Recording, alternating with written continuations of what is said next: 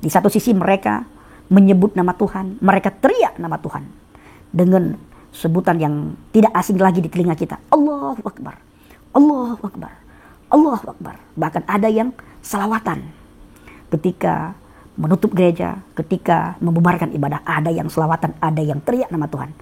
Tetapi kelakuan mereka jauh daripada harapan-harapan Tuhan. Ini tolong bantu klik tombol subscribe ya, dan nyalakan tanda loncengnya. Mari kita sama-sama memuliakan nama Tuhan Yesus di media sosial, khususnya YouTube.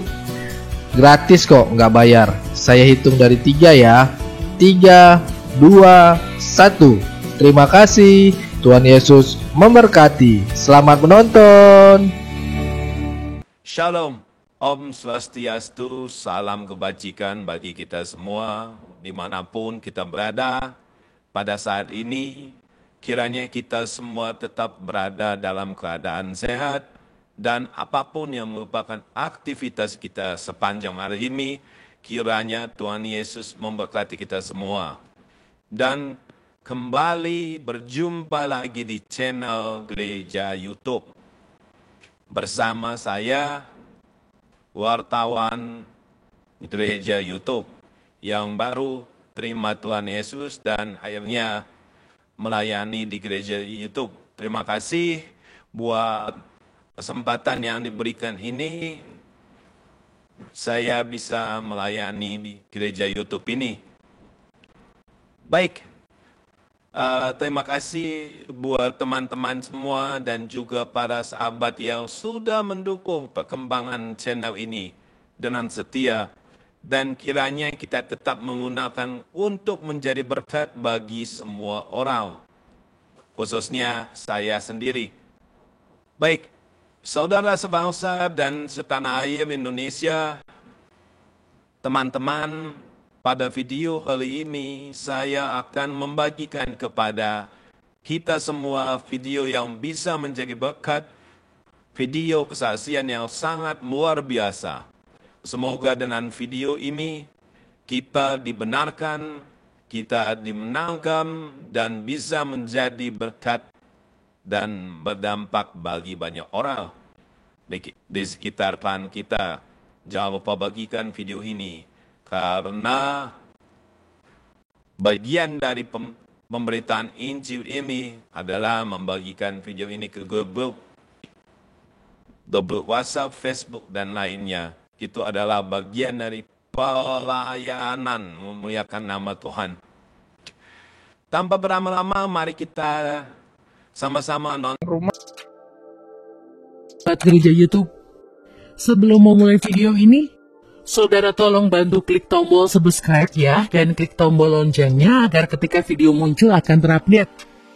Dukung channel ini untuk 1 juta subscribe dan terus memuliakan nama Tuhan Yesus di media sosial, khususnya YouTube. Dan jangan lupa juga bagikan video ini ke grup WhatsApp dan grup Facebook, biar banyak jiwa lagi dimenangkan dan diberkati. Yuk kita sama-sama menjadi berkat dan berdampak dengan membagikan video ini. Terima kasih, Tuhan Yesus memberkati. Bukan seperti sekarang ini, serba sulit, harus ditimbang, harus yang kita bawa harus terbatas, tidak boleh lagi bawa macam-macam. Tapi dulu kita bebas, naik haji dulu kita juga masih murah dulu, paling tinggi 10 juta, dulu kita sudah bisa umroh, saudara. Jadi nama saya dari Islam itu, saudara, dilahirkan dari kecil adalah Abdul Tahir. Setelah saya naik haji, lalu saya digelarkan Haji Abdul Tahir, SAG, dari Institut Muslim Indonesia Hidayatullah. Kebetulan saya juga kuliah di salah satu kampus di IAIN Ciputat, saudara. Saya mengambil satu jurusan tarbiyah bahasa Arab. Dan kami dididik sejak kecil, saudara. Untuk keislaman kita sangat radikal. Dan orang tua saya sangat radikal. Karena orang tua saya, papa saya, orang Makassar, dan ibu saya orang Gorontalo. Berdua sudah mereka naik haji. Jadi saya punya istri 1 dan 2 anak, saudara. Semua putra, dua-duanya putra, saya punya anak, saudara. Setelah saya sudah berpisah dengan istri saya, karena saya menerima Tuhan Yesus, ya dia ambil semua anak saya, saudara. Tapi tidak ada masalah. Dan saya bersaudara, 14 bersaudara, 2 ibu, saudara. Karena orang Islam itu ya kawin, ya punya istri banyak, papa saya, saudara. Karena dia angkatan darat, ya tentara, saudara.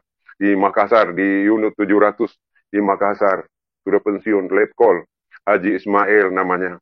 Kalau mama saya, dia hakim di Pengadilan Negeri Makassar, lalu pindah sebagai hakim di Gorontalo, Limboto, saudara.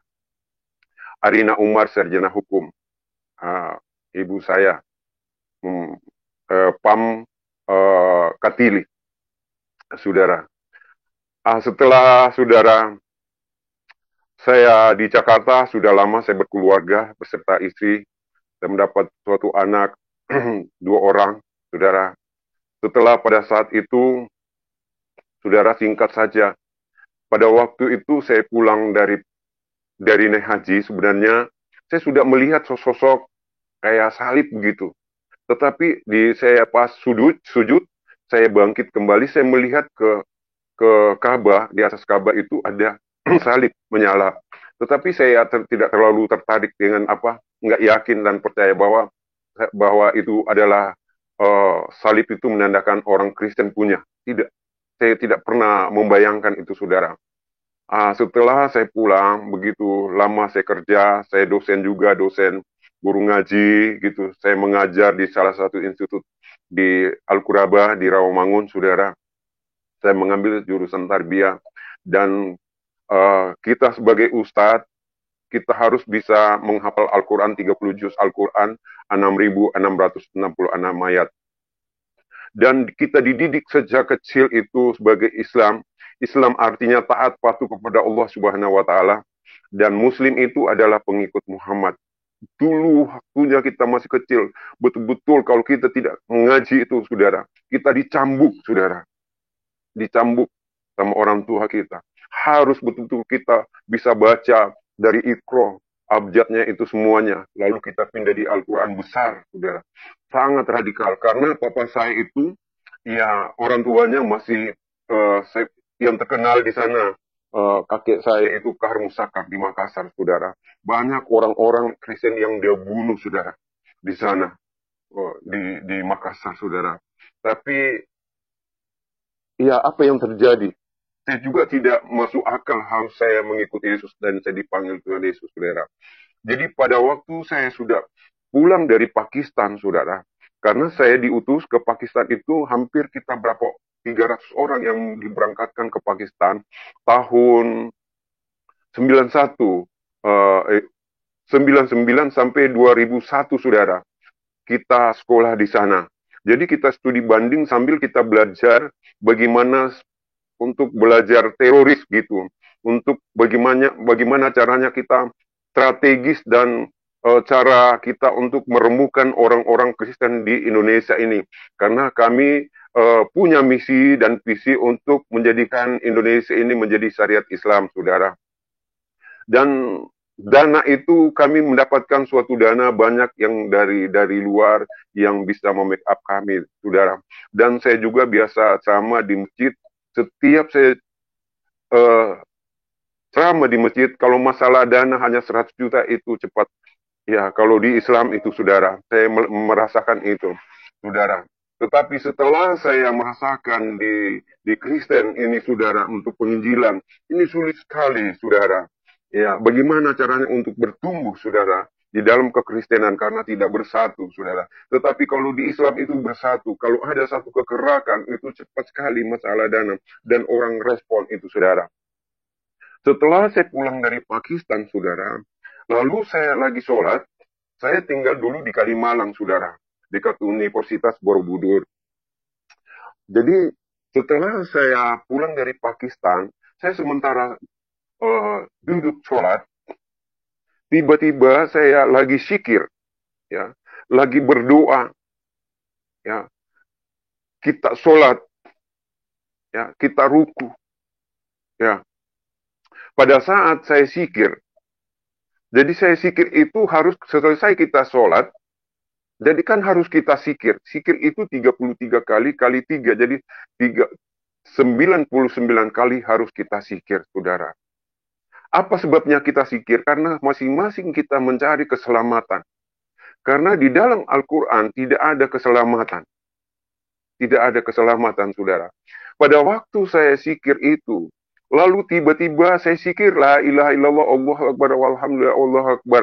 Lalu pada saat saya zikir, tiba-tiba ada kayak satu bayangan ada seperti cahaya nur itu dia datang cepat sekali itu, saudara, di depan saya. Saya melihat, dan pada saat itu seperti saya tidak bisa sadar, seperti mati suri, saudara. Dia langsung dan ada suara berkata, akulah jalan kebenaran dan hidup, tak seorang pun yang datang kepada Bapa tanpa melalui aku. Saya tidak mengerti dengan bahasa itu, karena saya tidak pernah membuka Alkitab. Karena kami itu sebagai Islam, itu tidak bisa kita memegang pun Alkitab itu haram.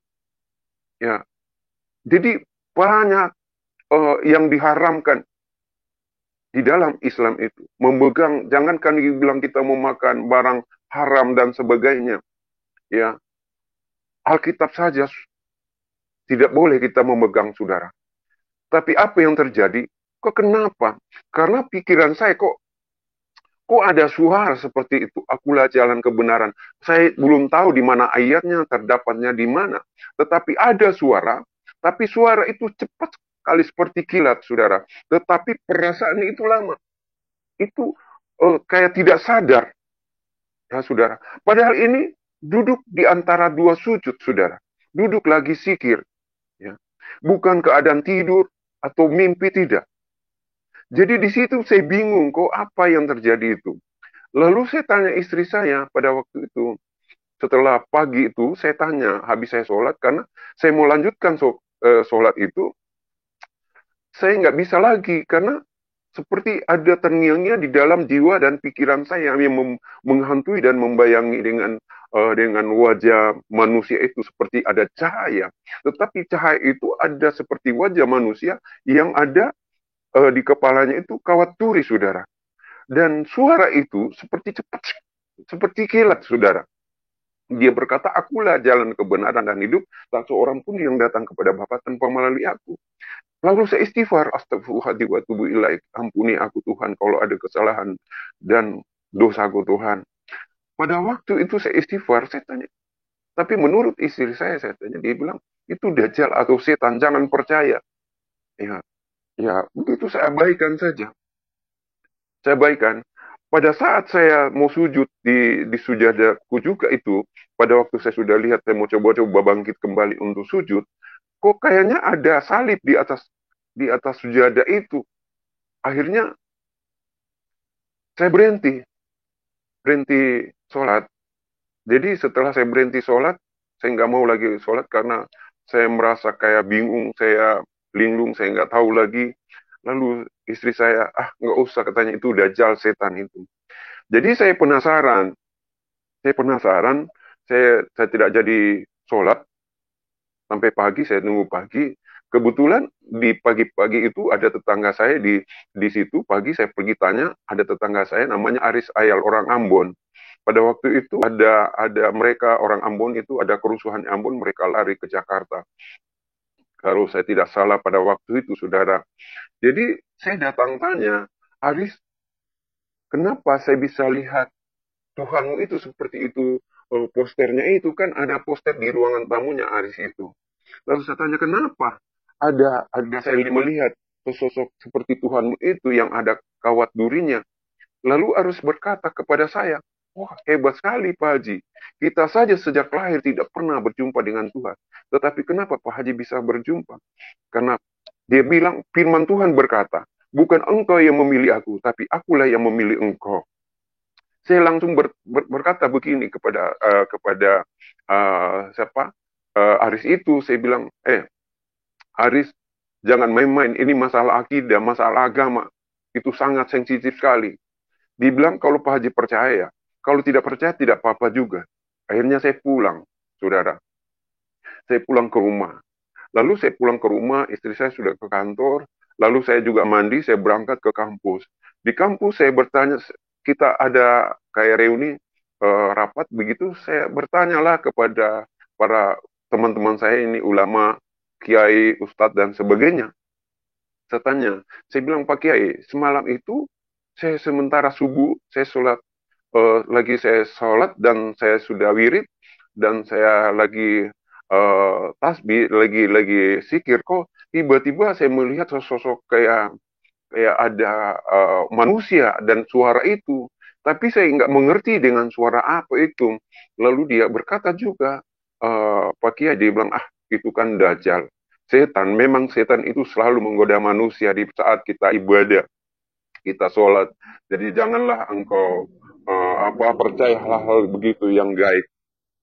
Lalu sudahlah, begitu lama kelamaan, begitu 1 tahun kemudian, ya 3 bulan, 6 bulan sampai 1 tahun kemudian, kita diutus lagi untuk pemberangkatan kedua. Kan tadinya saya pulang lagi karena saya bagian di humas, ya di pengadaan, saudara. Lalu 1 tahun kemudian lagi, ya sekitar 2002-2003 kalau saya tidak salah itu, saya datang. Lalu saya lagi keadaan saya sholat di tempat itu juga, kan biasa tempat sholat saya itu satu arah menghadap ke kiblat. Pada saat saya sholat lagi, itu lagi tahajud ini, bukan lagi sholat subuh, tapi ini lagi tahajud. Ya, lagi tahajud, tiba-tiba ada lagi datang suara, tapi tinggal suara. Dia berkata, jangan engkau khawatir, aku akan menyertaimu dan aku akan menyediakan bagimu tempat di surga, katanya. Lalu menghilang. Ya, itu suara itu, saudara. Saya istighfar lagi, kok apa itu? Ya, astagfirullahaladzim wa atubu ilaih, Tuhan ampuni aku. Apakah itu opo-opo atau guna-guna dari orang? Apa salahku? Karena apa? Saudara, karena saya berpikir bahwa tidak mungkinlah harus dengan roh-roh yang demikian, harus yang bisa menembus daripada iman saya. Karena saya ini guru ngaji. Bahkan di Bitung, di Manado itu, dari Gorontalo sampai Bitung itu saya mengaji itu, saudara. Anak-anak di Pasar Tua itu, saya ngajar mengaji. Pada waktu mereka datang KKR, saya juga yang larang mereka. Mereka Diana Nasution pada waktu itu, Hutakil Komao, Desi Arisandi, Minggu Stah itu, mereka itu. Pada waktu itu mereka KKR di sana, saya batalin. Pada waktu kan saya basi saya di sana, saudara. Di Bitung, di Manado itu, saudara. Dan banyak juga gereja-gereja yang di Manado itu pada saat itu kita lemparin yang gereja-gereja Gemim itu, saudara. Di Manado itu, saudara. Akhirnya dulu saya masih menjalankan tugas saya sebagai dulu saya ikut tabligh, jemaat tabligh, saudara. Itu sangat kita radikal, saudara. Lalu saya sementara begitu ada suara. Lalu begitu ada suara, langsung pening. Tak, saya punya kepala. Sampai akhir itu juga suara itu yang membuat saya kesakitan. Bahkan saya punya sakit prosesnya ini lama ini, saudara. Tidak serta-merta. Jadi pada saat saya mendengar suara itu, suara nggak tahu, walau alam saya nggak mengerti dengan pada saat itu, saudara. Lalu seperti ada gemuruh di kuping saya dan kepala saya itu sakit. Sehingga saya mengalami penyakit itu ada berapa bulan saya mengalami sakit penyakit, saudara. Bahkan saya sudah keliling rumah sakit, tidak disembuhkan, tidak ada ditemukan penyakit itu. Lalu lalu istri saya berkata begini, mungkin kamu diguna-gunai sama orang-orang Ambon itu, orang Kristen. Akhirnya, opo-opo katanya. Akhirnya istri saya datang sama Aris itu. Dia katakan, Aris kalau mau jadi Kristen, orang Kristen, Jadilah orang Kristen, jangan guna-guna kasih opo-opo. Karena berpikir istri saya, kadang orang-orang kayak di Manado itu kan banyak opo-oponya, saudara. Bahkan di Ambon juga, saudara. Jadi berpikir begitu istri saya. Akhirnya dia bawa ke dukun. Saya ke dukun, keliling ke dukun, tidak ditemukan juga penyakit itu. Saya sudah kurus banget. Sudah kurus, saudara. Bahkan saya dirujuk ke rumah sakit Persahabatan. Eh, Tidak ditemukan juga penyakit. Malah penyakit itu katanya ada air di sini, saudara. Lalu proses sudah seperti kakek-kakek sudah kurus sekali, saudara. Lalu ada segelintir, begini, ada segelintir orang bilang, ada orang Batak, ibu bilang, Pak Haji itu kalau bisa itu sembuh itu harus didoakan karena dia melihat kasalib gitu. Karena nggak tahu dia dengar dari mana, ya saudara. Akhirnya saya cari orang itu, orang Batak, ya saudara. Dibilang harus didoakan pendeta. Lalu saya cari itu orang, ketemu itu ibu, bilang Pak Haji kalau mau didoakan ada katanya itu yang penyembuhan di Tiberias, Pak Pariaji katanya di Dharma. Akhirnya sebelum saya berangkat ke sana, ya saudara, saya cari itu orang supaya diantar saya, saudara. Setelah saya sudah ke sana, pagi-pagi hari Minggu itu mereka ada ibadah itu perjamuan kudus, saudara. Ada kayak menyanyi, gitu kan saya belum mengerti dulu, saudara. Lalu mereka nyanyi, saudara.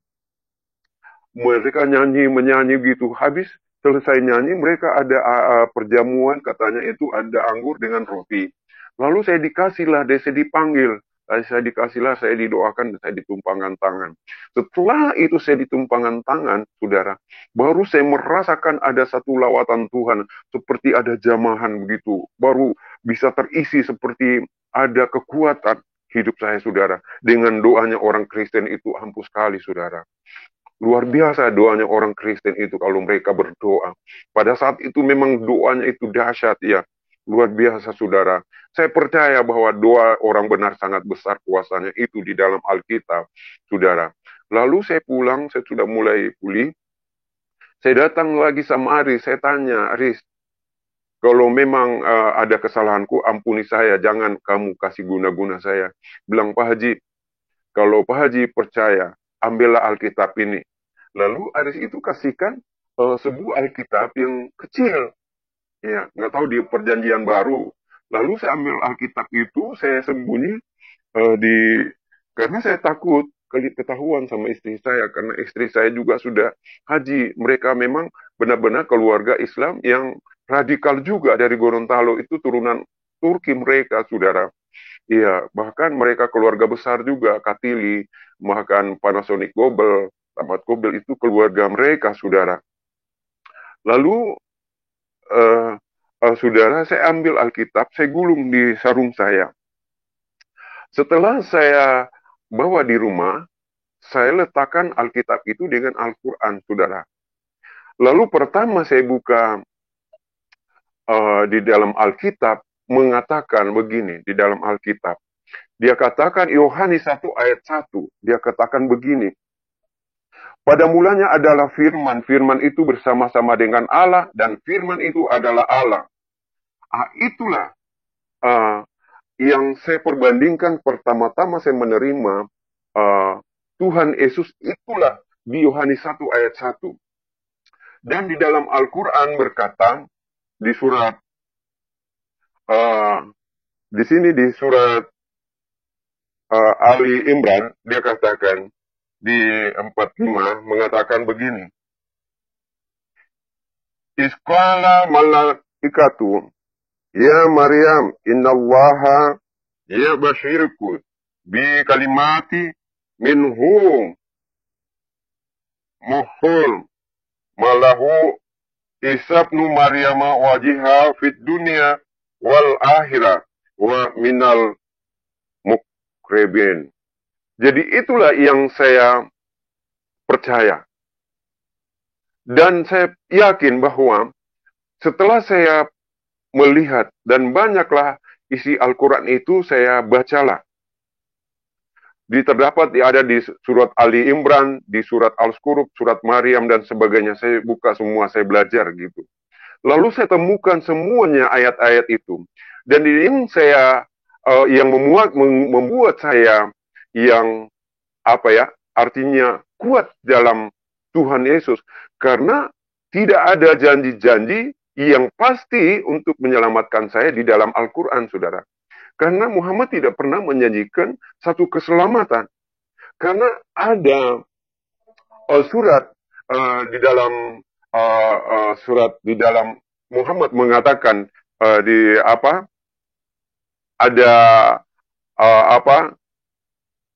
mengatakan Allahumma salli ala Sayyidina Muhammad wa ala ali Sayyidina Muhammad. Itu salawat Nabi mengatakan Allahumma salli ala Sayyidina Muhammad wa ala ali Sayyidina Muhammad kama berkata Sayyidina Ibrahim. Dia katakan begitu. Lalu saya mengartikan bahwa dia bilang Muhammad, ya Allah, selamatkanlah keluargaku, sahabatku, dan pengikutku. Dia katakan Allahumma salli ala Sayyidina Muhammad. Pada waktu Muhammad menerima wahyu itu, dan malaikat datang. Lalu dia salawat, Allahumma salli ala Sayyidina Muhammad wa ala ali Sayyidina Muhammad kama berkata Sayyidina Ibrahim. Ya Allah, selamatkanlah keluargaku, sahabatku, dan pengikutku. Dan maksud saya, kalau kita sebagai pengikut Muhammad, tidak ada janji keselamatan. Insya Allah, mudah-mudahan engkau diselamatkan. Ya, sedangkan dia didoakan terus. Bagaimana kita mau selamat ini sebagai pengikut dia? Tidak ada keselamatan. Tetapi di Alkitab berkata, Injil berkata, Yohanes 14 mengatakan, Yohanes 14, coba kita buka Yohanes 14,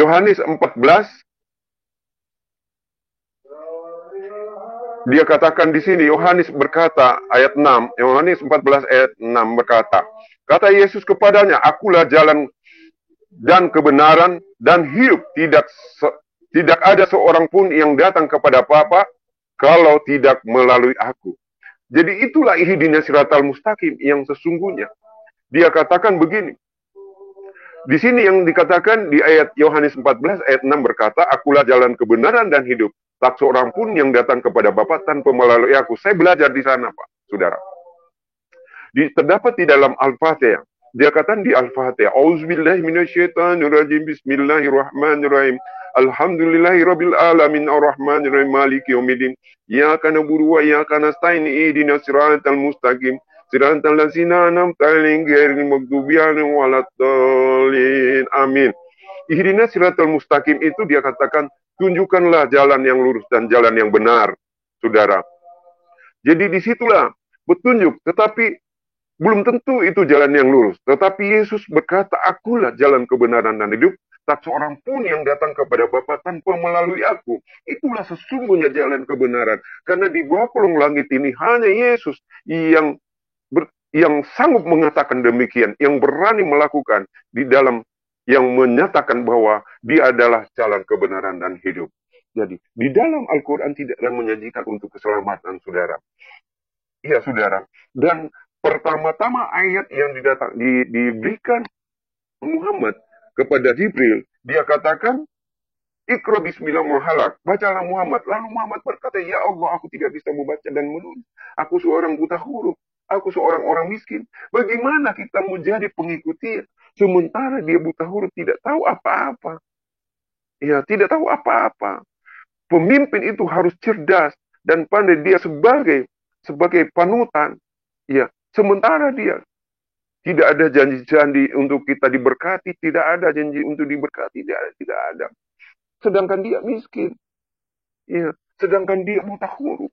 Bukan saya mengejek, bukan saya menghina, tetapi itu fakta, itu membuktikan bahwa di dalam Al-Quran itu, saudara. Tetapi saya belajar di sini, keselamatan itu luar biasa ada di dalam Alkitab, Injil. Keselamatan ada di sini, dikatakan. Pasti diselamatkan. Di Roma, kita bisa buka di Roma. Saudara, bisa kita buka di Roma. Di Roma 5 ayat 1-11.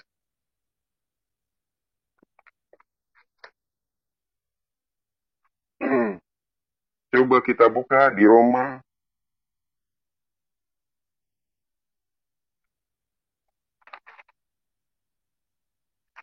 Di sini di Roma 5 ayat 1 sampai 11. Kita baca di sini. Sebab itu kita dibenarkan karena iman kita hidup dalam damai sejahtera dengan Allah oleh karena Tuhan kita Yesus Kristus. 2. Oleh Dia kita juga beroleh jalan masuk oleh iman kepada kasih karunia ini. Di dalam kasih karunia ini kita berdiri dan kita bermegah dalam pengharapan akan menerima kemuliaan Allah. 3. Dan bukan hanya itu saja, kita malah bermegah juga dalam kesengsaraan kita karena kita tahu bahwa kesengsaraan itu menimbulkan ketekunan dan ketekunan menimbulkan tahan uji dan tahan uji menimbulkan pengharapan. 5. Dan pengharapan tidak mengecewakan karena kasih Allah telah dicurahkan di dalam hati kita oleh Roh Kudus yang telah dikaruniakan kepada kita. Karena waktu kita masih lemah, Kristus telah mati untuk kita, orang-orang durhaka pada waktu yang ditentukan oleh Allah.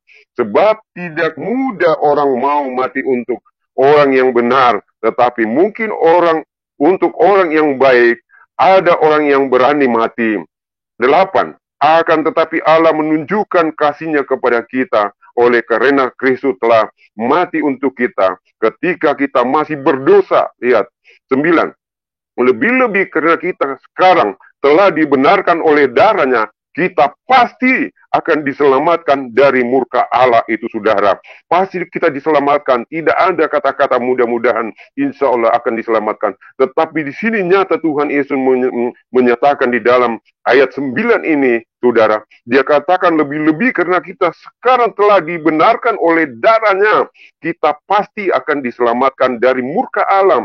Ayat 9, ayat 10. Sebab jikalau kita ketika masih seteru diperdamaikan dengan Allah oleh kematian anaknya, lebih-lebih kita yang sekarang telah diperdamaikan pasti akan diselamatkan oleh hidupnya. Dan bukan hanya itu saja, kita malah bermegah dalam Allah oleh Yesus Kristus Tuhan kita, sebab oleh Dia kita telah menerima perdamaian itu sendiri, saudara. Itu luar biasa. Ini janji Tuhan yang luar biasa, yang pasti. Tidak ada kata-kata mudah-mudahan. Jadi disitulah saya yang menguatkan itu, saudara.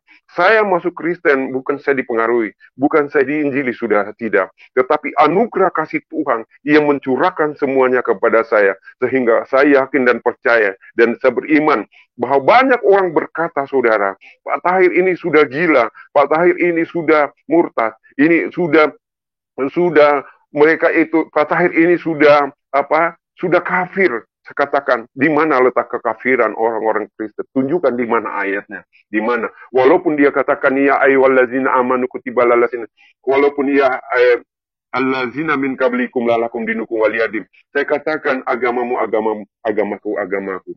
Tetap saya pertahankan, saudara. Walaupun mereka mengatakan aku sudah gila, murtad dan kafir, saudara. Saya murtad, saudara, dari Islam menjadi Kristen, saudara. Bukan karena saya pindah agama, karena saya meninggalkan agama, tidak. Saya pindah, saya hanya hijrah. Artinya pindah, tetap saya beragama, mengikut Yesus Kristus sebagai juru selamat saya. Karena saya percaya bahwa keselamatan di bawah kolong langit ini hanya Yesus saja yang bisa menyelamatkan dunia maupun akhirat. Dia katakan di sini, saudara, di dalam Al-Quran, dia katakan di sana di surat Ali Imran berkata di 45 berkata, dia katakan, ingatlah ketika malaikat berkata, hai Maryam, sesungguhnya Allah memberi kabar gembira kepada engkau dengan perkataan perintah dari Allah, namanya Al-Masih, Isa putra Maryam, seorang yang terkemuka di dunia maupun di akhirat, dan salah seorang daripada orang-orang yang dekat kepada Allah Subhanahu wa Ta'ala. Dia adalah Allah, Dia adalah Tuhan yang datang ke dunia ini menjadi manusia, Dia mau rela datang ke dunia ini, disalibkan, disiksa, dibunuh untuk kita, saudara. Saya percaya itu semuanya. Bukan artinya saya murtad untuk meninggalkan agama tiga. Tetap saya yakin, tetapi saya mencari kebenaran dan keselamatan ini. Ternyata keselamatan dan kebenaran adalah Yesus itu sendiri. Karena Yohanes 14 ayat 6 berkata, "Akulah jalan kebenaran dan hidup, tak seorang pun yang datang kepada Bapa tanpa melalui aku." Dan Yohanes 1 ayat 1 berkata, "Pada mulanya adalah firman, firman itu bersama-sama Allah, tetapi Allah itu sendiri," saudara. Saya yakin dan percaya itu, saudara, bahwa sesungguhnya hanya satu jalan yang kita harus diberikan kekuatan, kesehatan hanya dari Tuhan, saudara. Saya banyak belajar di dalam Islam, tetapi terlalu banyak ya yang menceritakan ilmu-ilmu gaib di situ. Banyaklah kalau kita mau bercerita, tapi saya mau benar-benar melakukan firman Tuhan. Saya tidak mau menghina, saya tidak mau artinya menyudutkan agama saya. Saya sebagai, karena firman Tuhan berkata, kamu tidak dipandang beragama kalau tidak kamu menegakkan Taurat, Injil, dan Zabur, saudara. Jadi saya pindah agama atau saya hijrah itu untuk mencari kebenaran dan keselamatan itu sendiri, saudara. Jadi pada waktu itu, saudara, setelah saya menerima Tuhan Yesus, saya mulai disembuhkan, saudara. Saya mulai ke gereja. Saya mau belajar, sampai saya menerima. Akhirnya istri saya menolak saya. Dia laporlah saya ke kampus, ke sekolah, supaya saya dipecat. Bahkan saya sebagai guru ngaji, saudara, saya dipecat juga. Mereka tidak percaya lagi. Saya dipecat dari sekolah di kampus saya di Al-Quraba, saudara. Sampai berapa tahun itu gaji saya tidak dibayarkan, saudara. Tetapi saya terima, tetap saya jalanin. Akhirnya istri saya marah, dia lapor saya sama keluarganya. Lalu keluarganya panggil saya, tapi dia berikan begini komitmen kepada saya. Kalau Pak Tahir mau masuk Kristen, harus ceraikan anak saya dan saudara saya. Keluarganya mereka menuntut istri saya supaya jangan saya menjadi istrinya lagi, saudara. Jadi saya merasa sedih sebenarnya. Tetapi apa boleh buat, saudara? Karena itu adalah anugerah Tuhan, panggilan Tuhan. Tetap saya lakukan itu, saudara. Jadi bukan kemauan saya, saudara. Jadi saya masuk Kristen hanya semata-mata bukan kekayaan, bukan popularitas, bukan pangkat, bukan golongan, dan sebagainya, bukan. Tetapi saya hanya percaya kepada Injil ini, saudara. Di Roma 1 ayat 16 dan 17 berkata, Injil itu adalah kekuatan Allah. Injil itu adalah bagian daripada kita, saudara.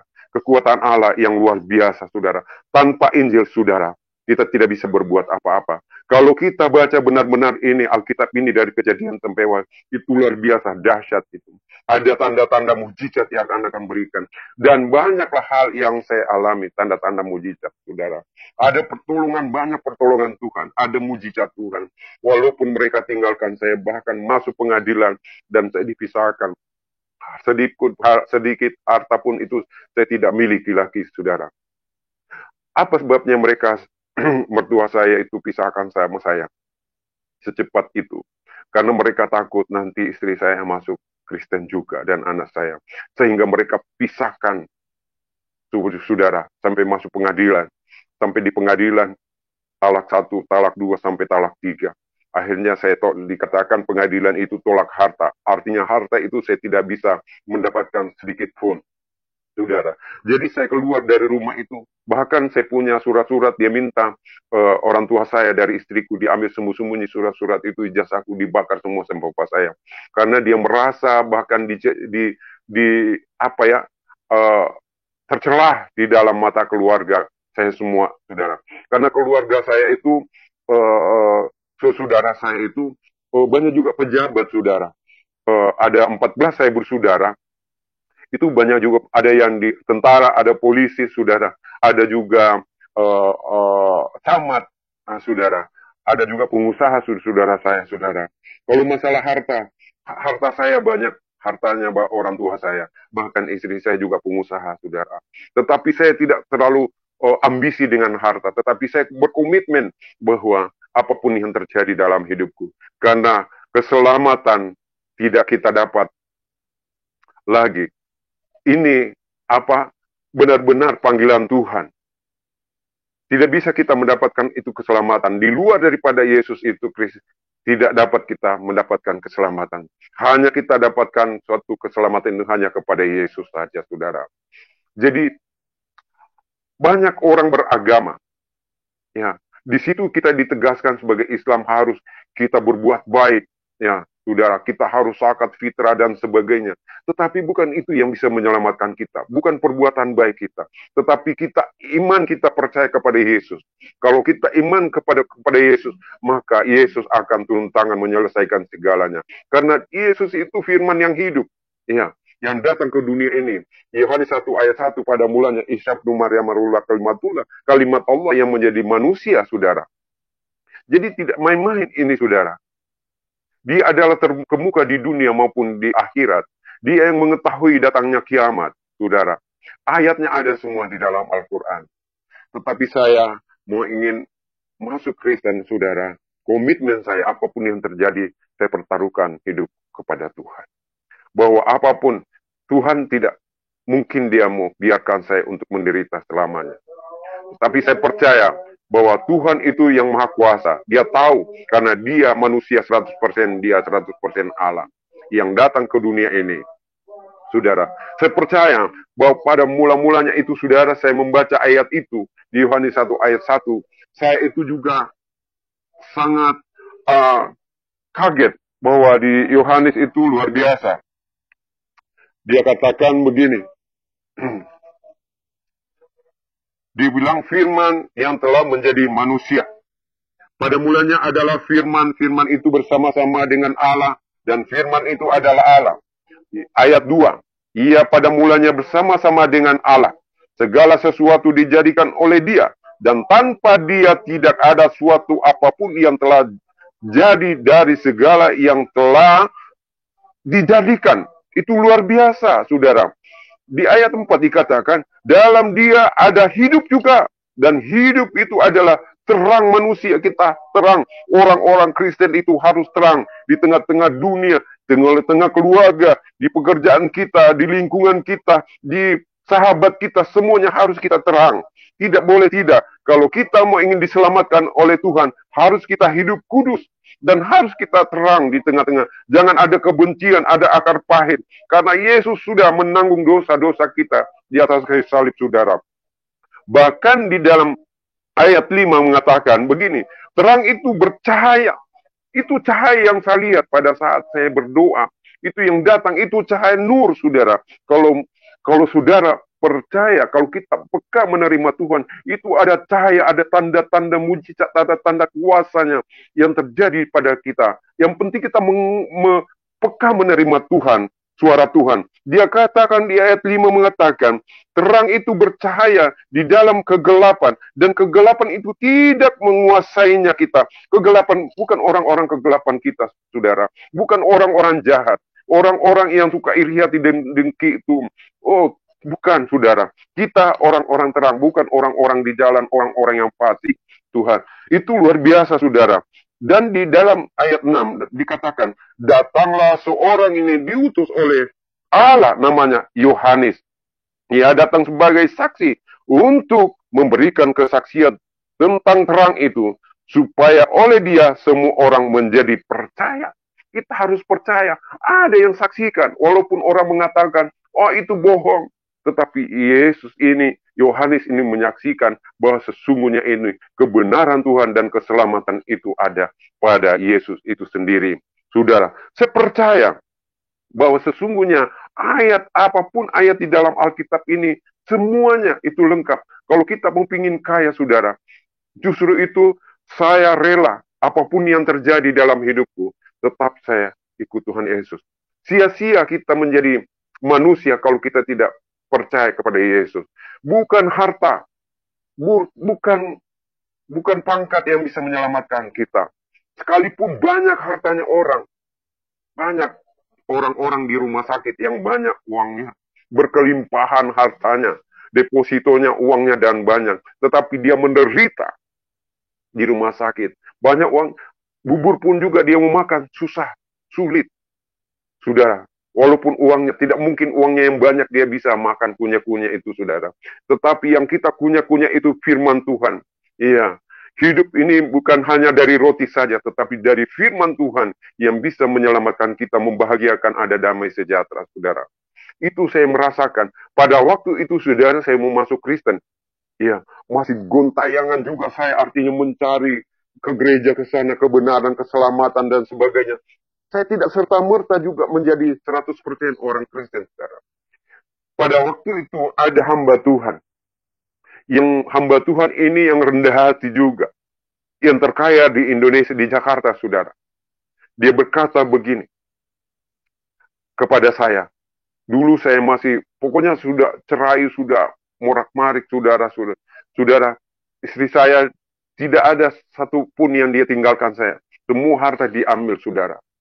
Tetapi itu saya rela untuk meninggalkan. Dipecat dari pekerjaan, saudara. Tetapi itu kadang saya menangis, saudara. Tetapi saya kembalikan kepada Tuhan. Kalau memang itu Tuhan yang memanggil saya, pasti Dia tolong saya. Dan firman Tuhan berkata, Tuhan itu tidak kurang panjang tangan untuk menolong saya. Saya tidak sampai tergeletak, Tuhan angkat kembali saya. Dari dosa, dari kemiskinan, dari keterburukan, kebodohan, dan sebagainya. Tuhan mengangkat derajat saya, saudara.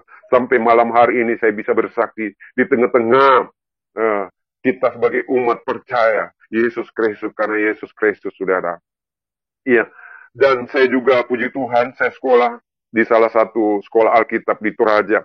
Karena ada seseorang yang mau menyekolahkan saya sehingga saya bisa sekolah, saudara. Belajar 2 tahun di Toraja, saudara. Itulah pengalaman. Pada saat pertama-tama saya pelayanan, itu luar biasa. Hampir saya kencingin celana aku, saudara. Karena ketakutan. Saya masih belajar juga. Tetapi saat ini, saudara, saya sudah jadi penginjil luar biasa. Saya sudah menginjil ke Jayapura, Timika, Wamena, Merauke, bahkan Kalimantan, Banjarmasin, Samarinda, bahkan Brau, kita baptis di sana 500 orang. Di Kalimantan, di Papua, sudah berapa ratus orang. Di Makassar kita baptis sampai kita dikejar. Bahkan di Depok saya dipukulin sampai hancur-hancur muka saya, sampai saya di sel, saudara. Saudaraku, saya pada waktu saya di sel, mau di sel 3 bulan, saudara. Saya menangis di situ. Saya di sel, ditelanjangin, hanya pakaian dalam, celana dalam dengan baju dalam, saudara. Ya, karena saya menginjil di Depok, ada 600 orang yang dibaptis di Citayam itu, saudara. Mereka mengatakan ustadznya di sana, sampai ada gereja dibakar di sana. Tapi itu sejarah lah, nggak usah kita mengungkit lagi yang sudah terjadi. Yang penting marilah kita menginjil, karena Injil adalah kebenaran dan firman Tuhan adalah kekuatan bagi kita. Kita harus belajar merendahkan hati. Dan di sana saya dipukulin. Mereka bilang, kenapa kamu injili orang? Kenapa kamu harus kristenkan orang yang sudah beragama? Tetapi saya katakan, saya tidak pernah mengajarkan agama. Saya tidak pernah menginjil mereka. Hanya karena saya berpikir bahwa Yesus itu datang bukan membawa misi agama. Tetapi hanya untuk menyelamatkan mereka. Jadi saya menceritakan, tapi mereka tidak mau tahu. Mereka babak belur saya pukulin sampai pecah kepala saya, mandi darah, saudara. Tetapi itu semua saya terima. Sudahlah. Nah, tapi pada waktu saya mau ditahan 3 bulan, saudara, saya mimpi pada waktu itu mujizat, saudara. Pada waktu saya tertidur itu kamarnya kecil sekali. Ada di situ juga buang air, di situ juga makan, saudara. Di dalam sel itu, sel narkoba, saudara. Kalau malam kayak ular lewat begitu. Saya ketakutan kalau malam, tapi saya berdoa. Tuhannya orang Kristen, kalau engkau Tuhannya orang Kristen, tolong aku. Aku tidak bisa berbuat apa-apa. Aku terintimidasi. Tuhan Yesus, tolong aku. Hanya saya berdoa. Begitu berkali-kali, saya kan belum tahu cara berdoa orang Kristen. Tapi yang penting kita berdoa dengan segenap hati kita, yang tulus hati. Tuhan itu tahu, karena dia hidup, saudara.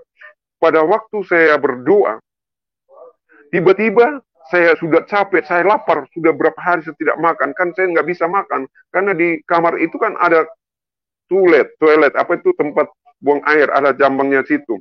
Jadi saya nggak bisa makan, saudara. Saya lemas. Saya tertidur di situ. Tiba-tiba ada suara, dia katakan 3 detik, 3 menit, 3 jam, 3 hari, 3 malam. Kok 3 malam itu? Saya bilang, kenapa ada suara begitu? Pas 3 malam saya keluar, saudara, dari sel itu. Lalu saya dipersikan keluar, saudara. Itu mujizat Tuhan. Padahal harus 3 bulan. Jadi Yesus juga 3 hari, 3 malam dia bangkit kembali dari kuburnya itu, saudara. Memang tanda-tanda itu memang kalau kita berdoa, Tuhan itu nyatakan.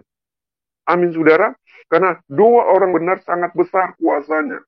Doa yang sesungguhnya yang benar, yang doa yang dikabulkan itu yang paling dalam dari, bukan cara kita berdoa yang bagus-bagus, yang sudah disusun doa kita supaya didengar baik, tidak. Tetapi kalau hidupnya itu benar di hadapan Tuhan, maka kita akan Tuhan mendengarkan semua doa-doa kita, saudara. Amin, saudara. Percaya, saya juga dulu tidak yakin. Tetapi dengan saya betul-betul berseru kepada Tuhan. Karena di Matius 7 ayat 7 berkata, mintalah kepadaku maka akan kuberikan, carilah pasti engkau dapat, dan ketuklah pintu-pintu akan dibukakan. Artinya, dia bilang mintalah. Kita berdoa memohon kepada Tuhan. Kita minta pertolongan dan petunjuk dan rahmatnya turun hidayat kepada kita. Kuasanya itu nyata dalam kita. Dia bilang, carilah. Bagaimana kita cari? Tuhan pasti itu. Kita lewat bagaimana kita caranya. Ya, jadi kita harus berbuat, saudara. Kalau kita sudah lakukan 2 hal ini, maka dia akan dengan doa kita, dia akan terketuk pintu hati Tuhan. Dia akan memberikan kita kunci. Kunci kalau kita sudah buka, kita pegang kunci ini, pasti kunci itu kita pakai untuk membuka pintu hati Tuhan. Artinya bisa terbuka hati Tuhan untuk menerima doa kita, saudara. Apapun pergumulan kita, kesusahan dan kesulitan kita, kalau kita sudah pegang kunci ini, maka kunci ini akan membuka hati Tuhan. Kita ketuk, hati Tuhan akan terbuka, saudara. Itu saya alami mujizat. Banyak mujizat yang Tuhan berikan kepada saya. Karena saya percaya. Karena bukan aku yang memilih Tuhan, tapi Dialah yang memilih aku. Dan Dia memanggil aku menjadi pengikut Yesus. Saat ini saya tidak ketakutan, saudara. Masalah hidup, tidak. Karena janji Tuhan itu ya dan amin. Saya percaya bahwa Tuhan tidak akan meninggalkan saya, saudara. Saya sudah melayani di mana-mana juga. Ya, bahkan bahkan Makassar, Toraja, Palopo, Mangkutana, ya, saudara. Bahkan sampai Poso di pembunuhan itu, saya melayani terus, saudara. Bukan hanya saya menjadi orang Kristen biasa-biasa saja, tetapi saya melakukan karena Matius berkata 28, dia katakan, pergilah jadikanlah bangsa muridku dan ajarkanlah mereka dan baptiskanlah mereka. Itulah tugas saya sebagai instruksi Tuhan yang telah menunjukkan jalan itu, sehingga aku memberikan itu sesuai dengan kemampuan hidup saya untuk menyampaikan firman Tuhan, saudara. Saya sudah melayani juga keliling, saudara. Saya belajar. Saya memohon kepada dukungan-dukungan saudaraku. Walaupun saya sendiri, hidup sendiri, tetapi saya tidak merasa sendiri. Ada Tuhan Yesus dan Roh Kudus yang menghiburku selalu, saudara. Saat ini saya tinggal di Bekasi sendiri. Tetapi walaupun saya sendiri, saudaraku banyak seiman saya yang akan menolong saya.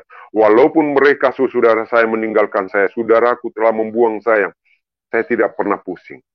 Di bakolong langit ini hanya ada Yesus, yang Dia sang pencipta langit dan bumi. Dia menyediakan bagi kehidupanku. Tuhan berkata, jangan engkau khawatir tentang pakaianmu, ya, tentang makanmu, tempat tinggalmu, aku akan menyediakan bagimu. Lebih penting tubuh daripada pakaian. Benar, lebih penting tubuh. Kalau tubuh ini sudah hancur, sudah banyak dosa, susah diobati, saudara. Penting itu tubuh. Tapi pakaian berapapun harganya 1 miliar, kita bisa dapat cari uang, kita beli. Mobil mahal pun 1 miliar, 2 miliar, kita bisa beli. Kalau masalah pakaian yang dipakai semuanya, mobil, motor, dan rumah sebagainya, dan pakaian kita yang kita pakai, mudah. Yang penting kita cari uang, punya uang banyak kita bisa beli. Tapi kalau tubuh ini sudah hancur, karena tubuh ini adalah bait Allah. Kalau sudah penuh dengan dosa, makanya Tuhan Yesus datang ke dunia ini untuk menyelamatkan orang-orang yang sudah putus asa, tidak punya harapan, yang tidak punya lagi pengharapan. Tetapi Tuhan mereka membentuk kembali menjadi manusia yang percaya kepada Yesus. Banyak orang-orang Kristen yang meninggalkan Tuhan. Kita melihat karena apa? Popularitas, kedudukan, martabat, dan golongan. Saya mau berkata kepada saudara, banyak yang tinggalkan Tuhan Yesus karena popularitas. Seperti Deddy Kombuser, saudara. Ditinggalkan semuanya, dia masuk karena pergaulan, saudara. Tetapi saya mau berkata kepada saudara, saya berkomitmen, apapun yang terjadi di dalam hidup saya, tetap saya mengikuti Yesus sebagai juru selamat. Taruhannya nyawa. Tetapi saya menjadi Kristen, saya tidak mau lagi artinya menyinggung daripada agama lain. Kalau saya ingin menjadi orang Kristen, jadilah Kristen yang baik. Artinya kita belajarlah di Alkitab. Nggak usah perbandingan-perbandingan sehingga kita bisa menyinggung perasaannya orang-orang dengan politik agama. Kita menghalalkan berbagai cara supaya kita mendapatkan uang banyak, harta banyak, kedudukan. Saya nggak mau. Di YouTube saja juga saya nggak mau sebenarnya. Saudara. Karena di situ saya tidak mau mencari pelayanan pun juga saya tidak pernah minta-minta, saudara. Tuhan menyediakan bagi saya. Saya tidak pernah minta-minta pelayanan, saudara. Tapi saya dipelihara oleh Tuhan. Karena janji Tuhan. Masa dia kasih telantar saya. Di sini di Bekasi saya hanya dua orang Kristen. Orang Betawi semua ini. Di depan saya itu adalah musola. Tetapi saya menunjukkan kepada mereka kasih. Karena Yesus itu ada kasih. Semua hormat kepada saya. Karena apa? Saya bergaul dengan RT dan masyarakat di sini sebaik mungkin. Saya memberikan contoh yang baik. Saya mengasihi mereka. Saya berbagi. Arti daripada terima kasih habis kita terima, berikan lagi. Bukan hanya menerima, tetapi kita kasih. Mengasihi. Kita menerima, jangan hanya menerima saja. Tapi tidak pernah memberikan. Saya itu di sini, saudara. Ya, saya hidup bersama dengan Tuhan. Saya belajar di firman Tuhan, saudara. Setelah saya tinggalkan begitu penderitaan, harus saya pikul salib. Tinggalkan pekerjaanku, tinggalkan orang tuaku, tinggalkan. Tapi haji, iman saya tidak akan menyelamatkan saya, tidak. Walaupun saya berbuat baik, bukan itu yang menjadi tolak ukurnya Tuhan. Tetapi kalau kita beriman kepada Tuhan Yesus Kristus, akan dia menyelamatkan kita. Amin, saudara. Karena sebiji sesawi pun iman kamu, dia katakan Tuhan Yesus. Kalau engkau percaya, malah gunung itu akan pindah, dia akan pindah. Jadi iman kita percaya kepada Yesus. Ya, saudara. Inilah kesaksian saya, saudara. Banyak hal-hal, kadang saya menangis. Kok kenapa bisa terjadi? Secara manusia juga saya tidak mampu, saudara. Tapi itulah, saya harus menerima semuanya dengan kontrak Tuhan. Tetapi saya mau tekankan kepada saudara, jangan hanya popularitas, harta tergiur, karena hanya dapat jodoh yang tidak seiman, lalu kita tinggalkan iman kita, Yesus Kristus. Jangan, saudara. Jangan kita tergiur dengan hal-hal tawaran dunia. Kita harus melihat kepada Daniel.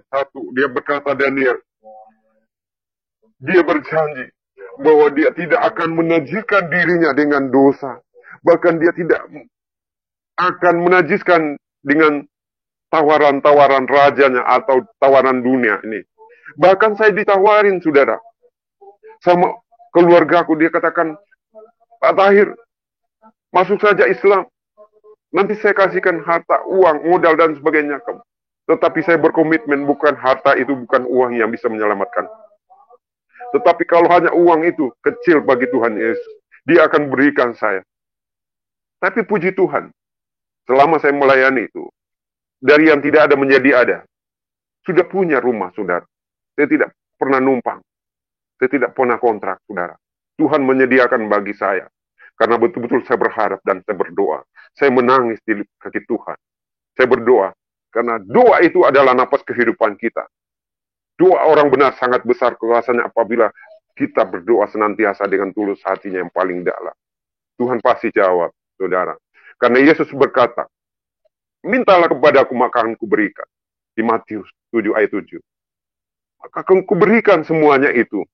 Dan carilah pasti engkau dapat. Kita harus mencari wajah Tuhan. Mencari dahulu kerajaan surga dan kebenaran. Maka semuanya itu akan ditambahkan.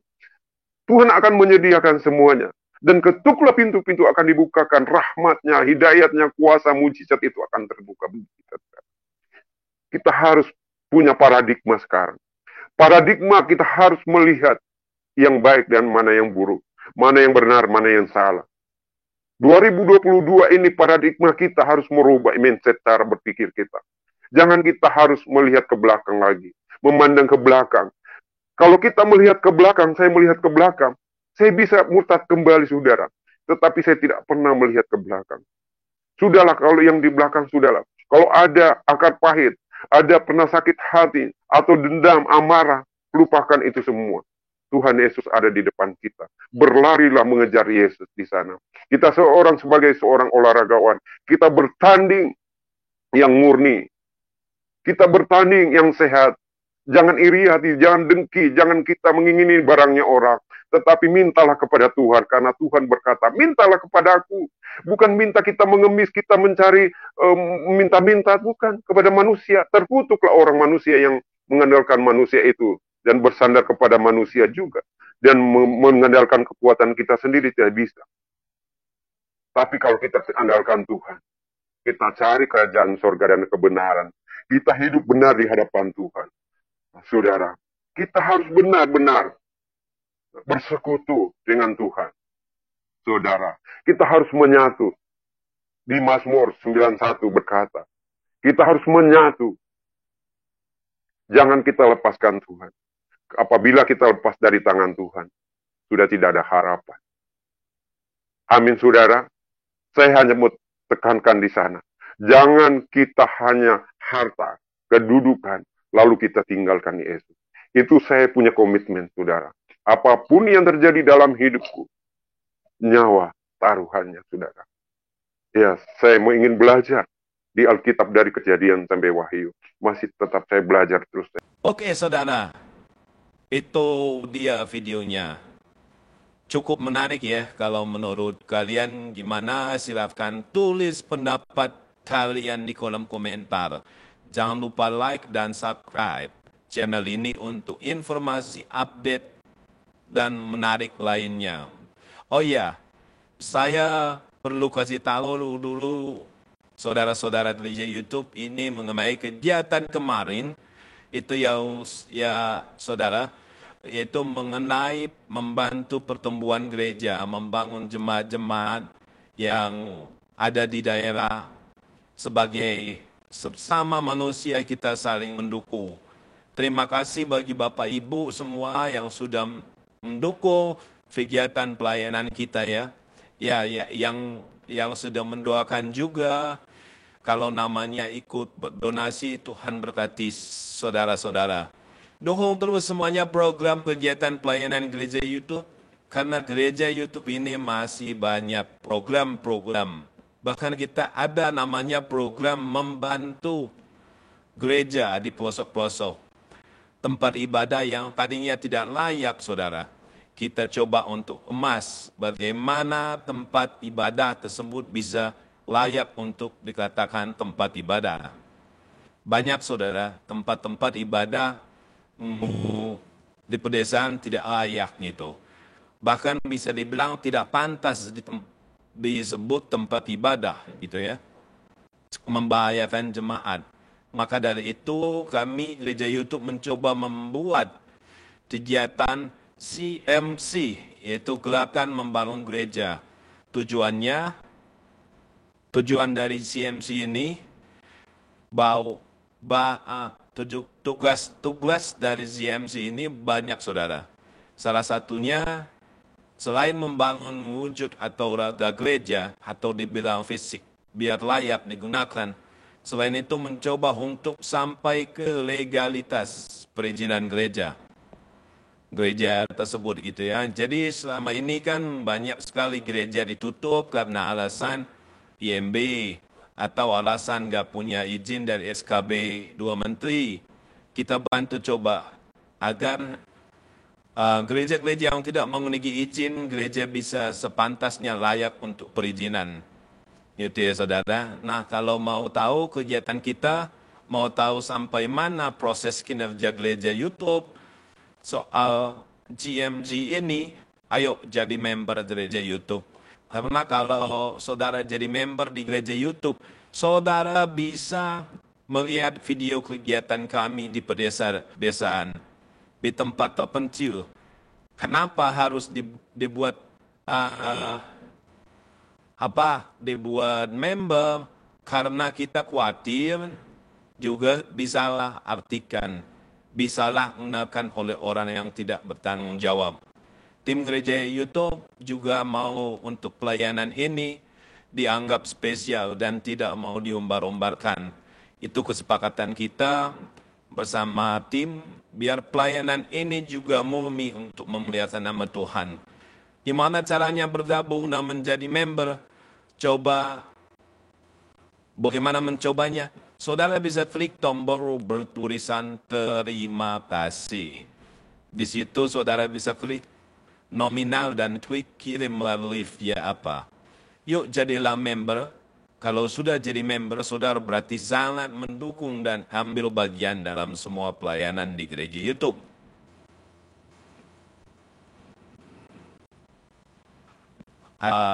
Saudara juga bisa mendukung dan ambil bagian dalam pelayanan gereja YouTube ini. Selain itu bisa berdonasi untuk pelayanan ini melalui nomor rekening. Nomor rekening yayasan kami bisa ada di kolom deskripsi setiap video-video yang ada. Karena gereja YouTube juga tentu butuh dukungan dana Bapak Ibu. Tapi ingat, kepada saudara-saudara yang tergerak hatinya untuk ikut membantu pelayanan gereja YouTube.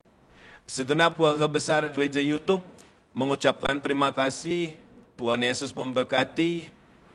Saudara-saudara, satu lagi, ada yang nanya, berapa sih bisa dukung untuk kegiatan pelayanan kita di daerah ini, Bang? Saudara-saudara, untuk mendukung pelayanan ini berapapun bisa, saudara. Di sini ayo bergandingan tangan saja gitu. Bisa 5.000, 10.000, 20.000, 100.000, dan seterusnya. Tentu akan sangat berdampak bila pada akhirnya kita sama-sama melakukannya. Sama-sama bergandingan tangan. Jadi mari Bapak Ibu, saudara-saudara gereja YouTube, mari dukung. Saya percaya apa yang ditabur oleh Bapak Ibu tentu akan Bapak Ibu dapatkan sendiri. Seperti yang Alkitab katakan bahwa tak pernah orang yang rajin memberi menjadi miskin, justru akan menjadi berkat banyak orang. Dan pastinya tiada berkesudahan. Bapak Ibu dan saudara-saudara gereja YouTube tidak akan mengalami kekurangannya. Karena sumber berkat itu Tuhan sendiri. Dan tentu orang yang sering memberkati juga akan senantiasa diberkati. Karena Alkitab berkata, bilang barang siapa yang menabur kepadanya, pun juga akan diberikan tuaian. Dia juga akan menuai. Ingat, menabur banyak, menuai banyak. Menabur sedikit, menuai sedikit. Saudara-saudara, gereja YouTube, udah paham kan tentang hal ini? Tapi yang jelas, poin terpenting adalah apa yang bisa kita buat, apa yang bisa kita bantu. Itulah yang paling penting. Mari kita saling bahu-membahu. Ya, saudara-saudara. Oh ya Bapak Ibu, saudara-saudara gereja YouTube, semuanya itu mengenai kegiatan GMG Gerakan Membantu Gereja tadi ya. Oh iya, satu lagi ada pengumuman yang menanya, kalau saudara tahu tempat gereja atau saudara punya gereja belum layak, ibaratnya masih 30-50% gitu gerejanya hancurnya gitu, paling tidak gitu ya 50%. Dan gerejanya itu ada di sekitar saudara, saudara bisa infokan kami atau hubungi nomor yang ada di deskripsi. Nanti tim kita akan follow up karena sudah ada beberapa gereja juga kita laksanakan. Jangan malu, karena ini demi kebaikan kita bersama, demi kebaikan memuliakan nama Tuhan. Kalau ada yang tanya dari mana sumbernya, dananya Tuhan pasti sediakan gitu ya. Tuhan pasti pertemukan dengan orang-orang baik, orang-orang yang mau memberi dan mau menjadi berkat.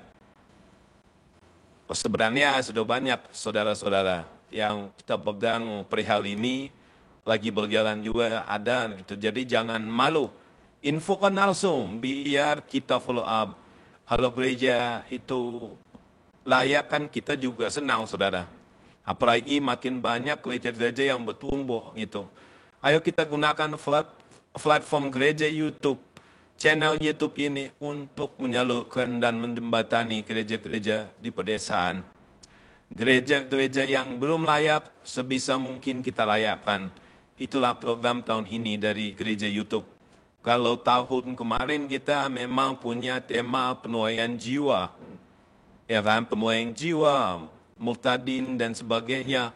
Kita tampung juga, tapi kalau jiwanya sudah dicari tapi tempatnya tidak ada, sama juga gitu ya, sama aja omong kosong itu kan. Maka dari itu kita terus bergerak dan menjalankan untuk terus maju dan berkembang. Ayo jadi berkat, ayo berdampak, jangan cuman buat sekedar tontonan tapi bisa jadi tuntunan. Itu saudaraku. Terima kasih, salam toleransi, Tuhan Yesus memberkati kita semua. God bless you all, saudaraku. Haleluya. Salam dari saya, wartawan Injiro.